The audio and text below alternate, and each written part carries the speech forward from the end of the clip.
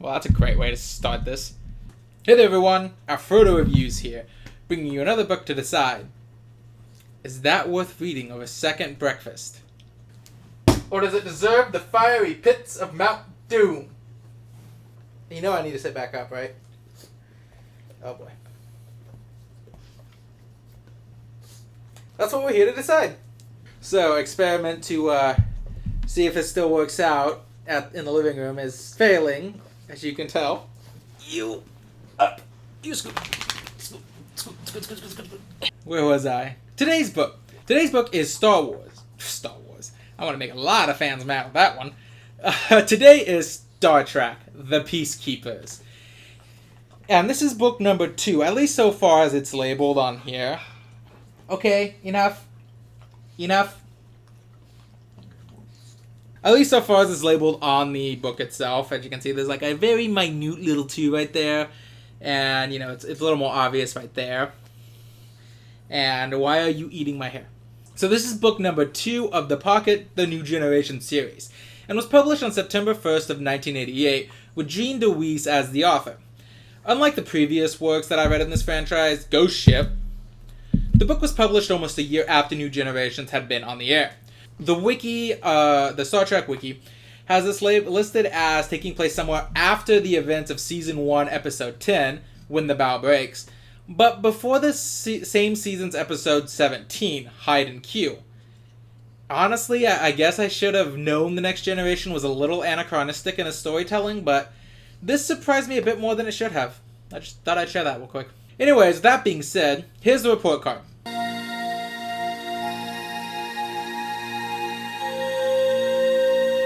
And now, on to the cover, which I've already shown off plenty clear. But so, the cover is one of those, it's a little less forgivable than from Ghost Ship. I remember liking the cover of Ghost Ship well enough because, you know, it was very decent for what it was doing.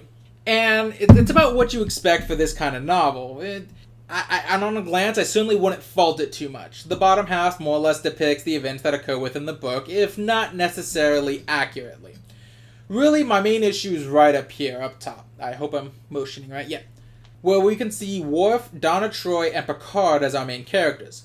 Now, the reason this fails for me is that after reading this book, you realize these aren't really the main characters of the book. While they certainly aren't background characters to the events of the book, the characters that our book follows is mostly, once more, Geordi LaForge and Lieutenant Commander Data, with secondary focuses on First Commander William Riker and Lieutenant Tasha Yar, with a mixture of book-specific characters. It's just bad because I think it gives the wrong impression on who would be the focal characters in the book. Away from that, the context of the book, for the sake of this review, even though I did it on my TBR, and I do recommend checking that out, where no one is guessing. This book's plot is relatively simple, all things considered. When the Enterprise stumbles across a derelict space station, they decide to investigate it deeper. However, after accidentally triggering some manner of self-defense protocol, Data and Geordi are transported to a different location, far beyond the range of the Enterprise's normal sensors and its own transporters. They arrive at a place known only as the Repository, where a man by the name of Charlan, I think that's how you say his name, Charlan, or it could be Charlan, has become a guardian over his world after stumbling upon the alien technology far beyond his species' current capability. While Charlan believes the lost Enterprise crew are the mythical builders who have gifted him the repository for the betterment of his species, who were on quite the self-destructive path before he got there, things get a little bit more complicated the more LaForge and Data look into the situation. And from there, I'll just break it off to go into the review. Now, as you all know, I absolutely loved The Ghost Ship. It was one of my favorite books of 2022, actually. And because of that, when I went into this book, I had high hopes. At least until I opened the first page. Now, automatically, I realized that this book wasn't going to quite hold up to the standard that Ghost Ship had set. And that's just simply from how the book was formatted.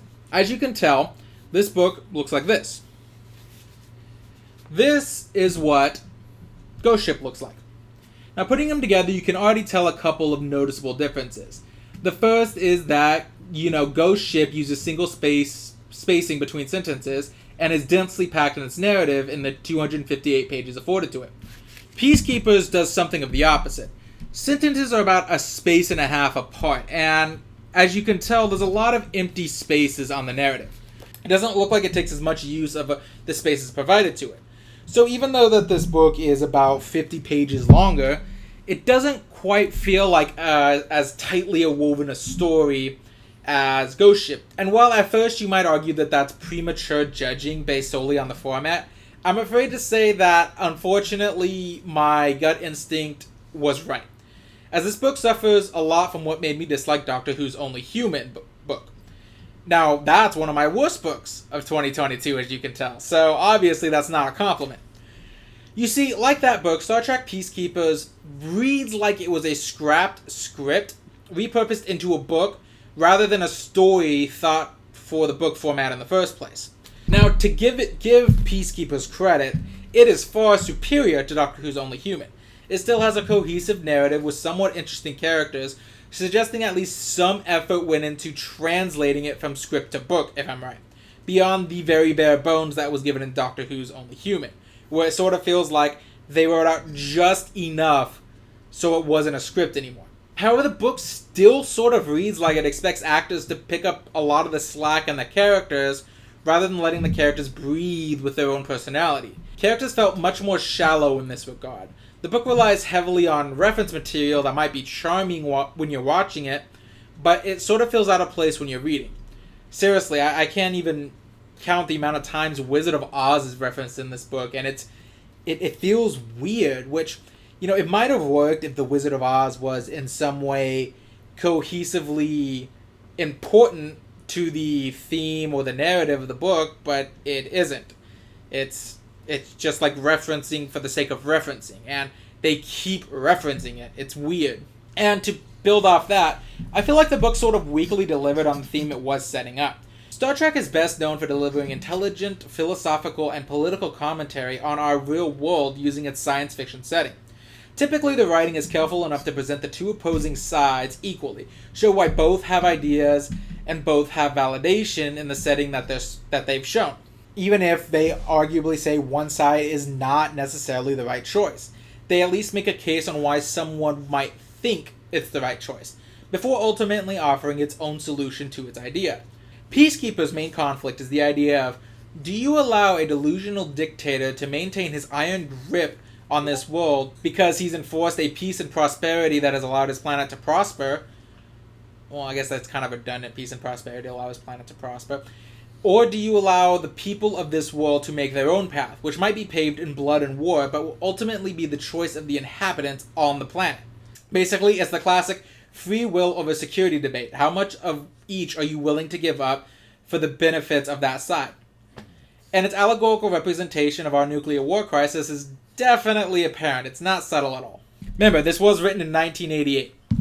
But unfortunately, the story is almost afraid to let these moments breathe for themselves, to really let them stick. Charlan is a delusional dictator who honestly believes he was chosen by a race of mythical builders to be the one to bring his world to peace to avoid a coming catastrophe.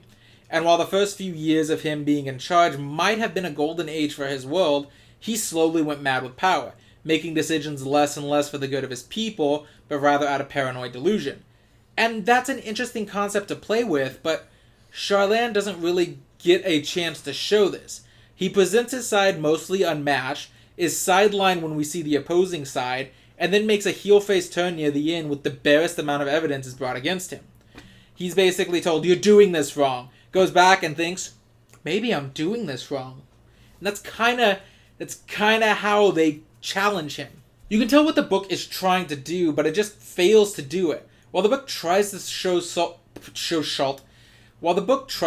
fault with both sides, it ultimately takes the side of free will, by stating that while Charlan might be a tyrant with good intentions, his methods are ultimately pave the path for tyrants who are merely power-hungry. The token free will has issues too, feels more like it was forced as it comes near the end, where all of a sudden the people of free will literally want to genocide anyone who lived near Charlan out of retribution for his actions, despite the open acknowledgement that several of Charlan's peacekeepers were literally turncoats who helped bring this rebellion about.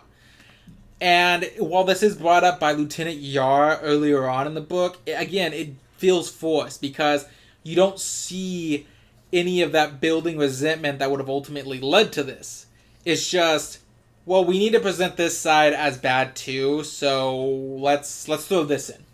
And then how they solve the issue while trying to maintain the Prime Directive is so tonally inconsistent with the more thoughtful, dramatic parts of this book that you just have to sort of blink and stop for a second when you realize what the book is doing in that moment. Hey, calm down, guys. Look at that. Look at that.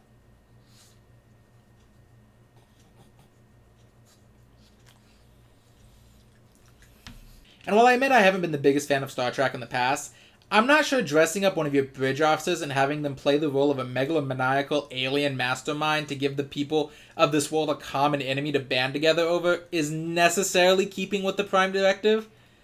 With this intervention, you have directly changed the course of their cultural development, which ultimately affect the ideals of the civilization, right? This feels a step above to just making your presence known. There's also the long-term effects that once they join the spacefaring societies, which they're not too far off from doing based on what's presented within this book, wouldn't they instantly recognize what a Klingon is, and now you've created an enemy for the Klingons by this race? Or are we just hoping that it'll take them long enough to get into the spacefaring society that myth will warp Worf's appearance?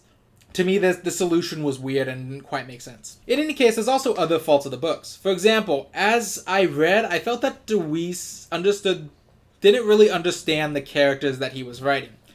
Now, again, I've admitted that I haven't had a chance to binge watch a majority of Star Trek. I've watched some of the original series, some of Enterprise, and some of New Generation. But from the previous works within the series and what episodes I have seen, it doesn't feel like these characters are the ones that I know. Picard comes off as impatient and snappy at his crew for most of the book. Donna Troy keeps calling Picard by his first name, even while on the bridge, and that seems very out of character and much less professional than Picard would allow on his bridge. And as far as I'm aware, only Beverly Crusher has the John Luke pass in the show.